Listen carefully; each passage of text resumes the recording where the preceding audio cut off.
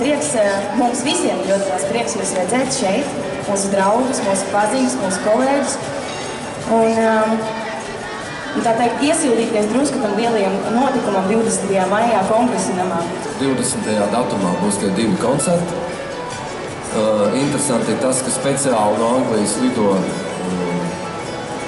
bijušais ģitārists Žeņa. Tas ar mums kopā uzspēlēs. Savu vārdu ir teicis, vārdu ir teicis Zigmars Liepiņš. Tā kā tas būs ļoti interesanti. Būs, kā viesi būs grupa Cold. Un būs arī, protams, pats pirmais sastāvs pilnā sastāvā. Nu, vēl būs pirotehnika. To mēs tagad zinām. It kā ir notiek pārunas par to, ka varētu būt arī Aleks.